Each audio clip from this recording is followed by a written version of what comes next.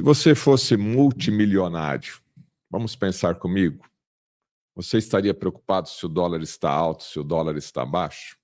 Não, porque você tem muito dinheiro e esse problema do dólar estar alto ou estar baixo, para você não influenciaria. Eu faço a mesma relação com a economia do Brasil.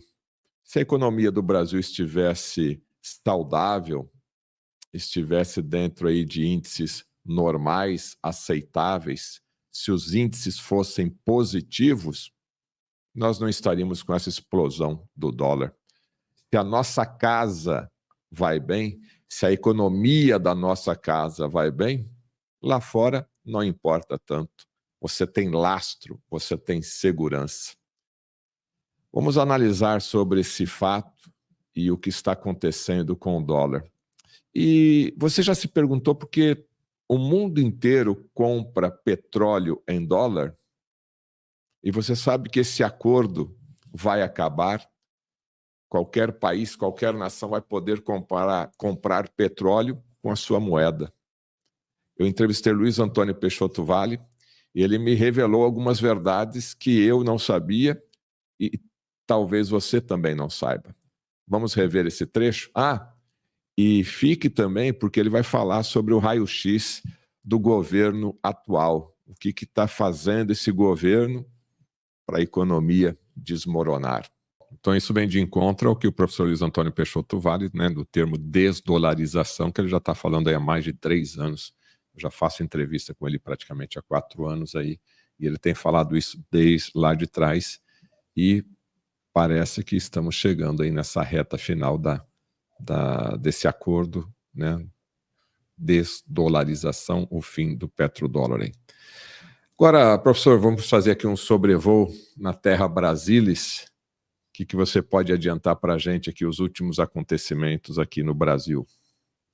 Olha, Betete, primeiro, lembrar sempre o paralelo que eu já fiz aqui entre os acontecimentos do Brasil e dos Estados Unidos, né? Você pode observar que o modus operandi, guardadas as devidas proporções, quem já viu as outras entrevistas que eu fiz aqui com você, eu fiz esses paralelos, seja do 8 e 6 de janeiro, seja da questão de Capitólio e Congresso, seja a questão de eleições, seja a questão de Trump e Bolsonaro, há um paralelo entre essas duas agendas. Só que aqui nós estamos com mais algumas situações sendo desenvolvidas. Primeiro, o governo atual está gerando déficits contínuos, né?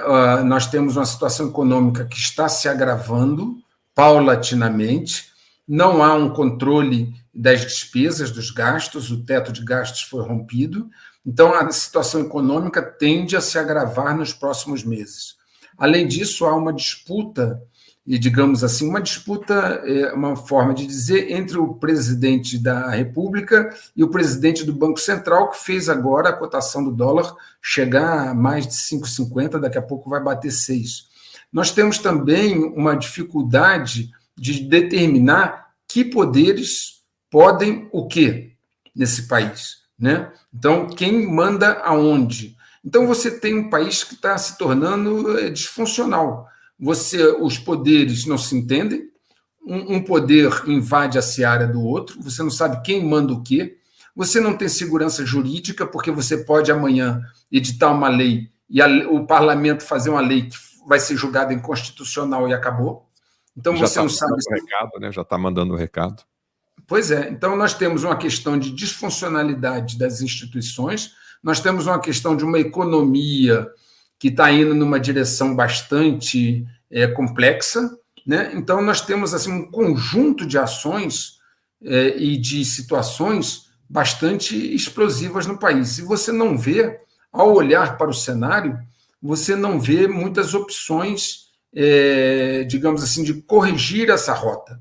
Ao contrário, dia a dia, parece que essa rota se torna mais fixa, mais determinada, e não há uma conciliação. Betete, num país, às vezes, é necessário que as elites, as pessoas, os dirigentes, busquem a convergência das pautas, né? Você não pode trabalhar só nas divergências, você tem que trabalhar nas convergências. E hoje você não nota convergência. Nós temos aí o setor do agronegócio sofrendo situações bastante esdrúxulas, como foi aquela questão do arroz e outras que estão aí colocadas, e sendo o agronegócio a locomotiva do país, porque o Brasil sofreu um processo de desindustrialização, né? Então, você não consegue olhar e perceber uma coisa sólida. O presidente atual foi eleito e foi apoiado na sua ascensão pelo governo Biden. O Biden foi um eleitor de primeira hora do atual presidente brasileiro, né?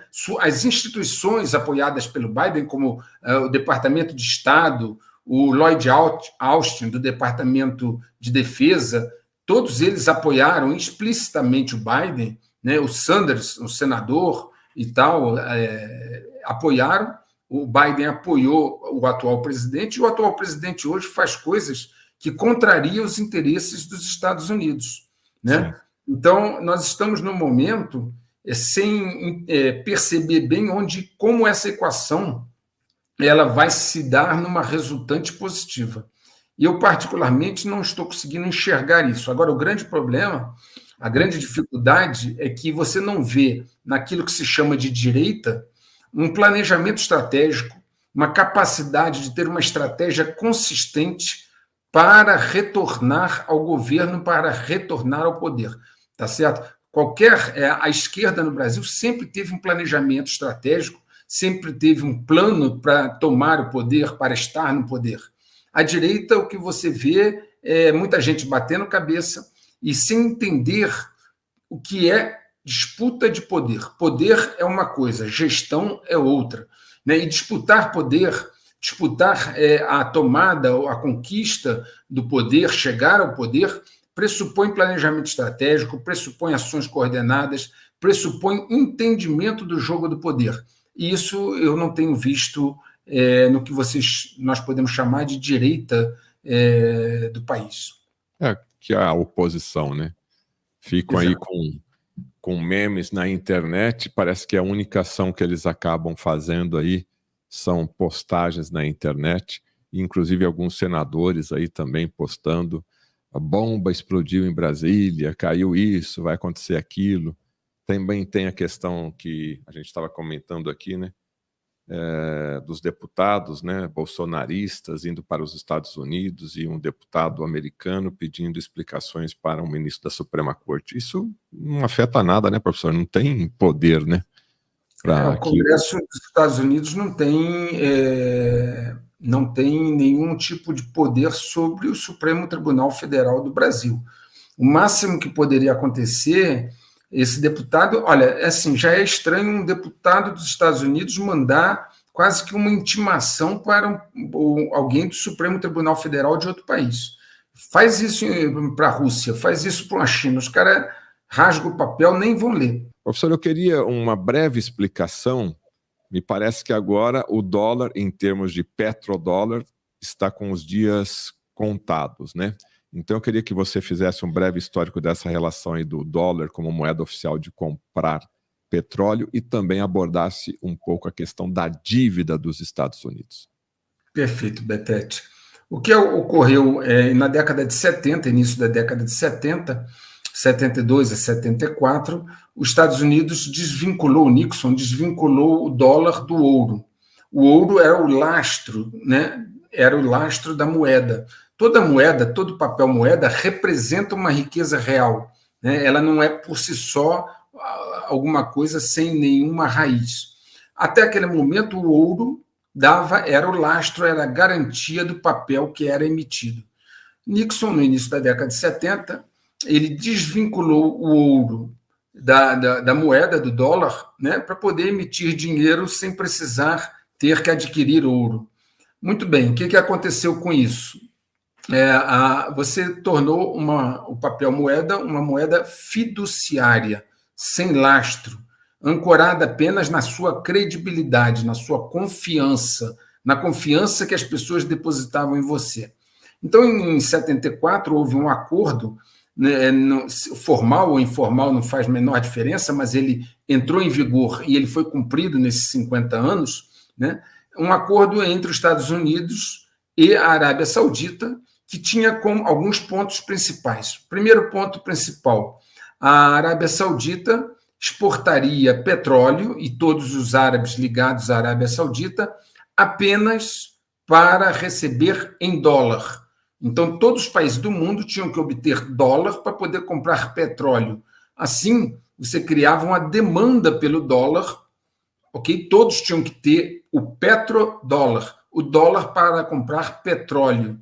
A Arábia Saudita, então, e os outros países árabes, mas a Arábia Saudita à frente, só vendia petróleo em dólar, o que gera uma demanda pela moeda e a valoriza e a ancorou, de certa forma. O segundo ponto desse acordo é que os dólares obtidos pela Arábia Saudita com a venda do seu petróleo seriam, em grande parte, investidos no Tesouro dos Estados Unidos. Então, os Estados Unidos, de certa forma, garantiu que o dinheiro que ia voltava, em grande parte, e dava liquidez ao seu tesouro. E o Tesouro poderia emitir títulos, contrair dívida, porque haveria demanda pelos seus títulos garantido pelo acordo.